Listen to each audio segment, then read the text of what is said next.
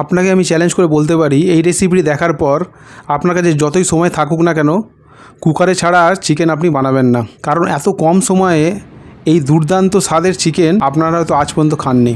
এর জন্য step by step ভিডিওটি পুরো দেখার অনুরোধ করব। আপনাদের মূল্যবান সময় যাতে নষ্ট না হয়, তাই আমি ভিডিওর লেন্থ যথাসম্ভব কম রাখার চেষ্টা করি। এখানে প্রথমে একটা পেস্ট বানিয়ে নেব।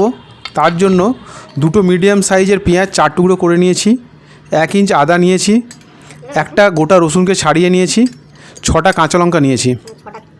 তাতে সামান্য জল দিয়ে একটা স্মুথ পেস্ট বানিয়ে নেব। অন্য একটা বাউলে 1 কেজি চিকেন ভালো করে ধুয়ে নিয়েছি।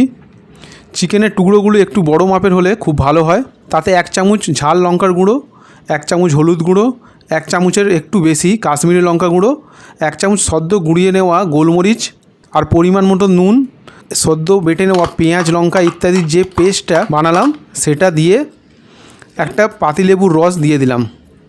এখানে মাথায় রাখতে হবে চিকেন আলু ইত্যাদি সমেত কতটা পরিমাণ মাংস হবে সেই বুঝে লেবু দেবেন, কারণ আমরা এই মাংসে টমেটো বা দইয়ের ব্যবহার করব না।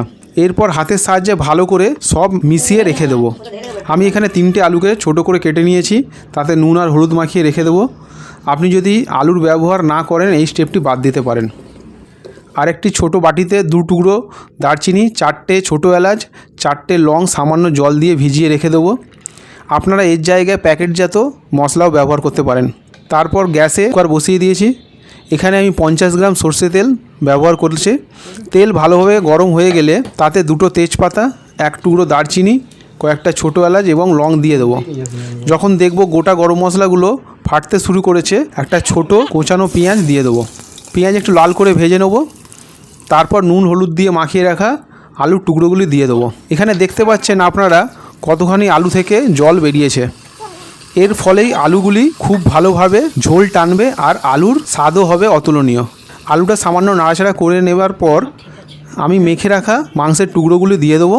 এই পর্যায়ে আমি আরও খানিকটা নুন দিয়ে দিলাম আলু, মাংস, ঝোল ইত্যাদির মোট পরিমাণ বুঝে।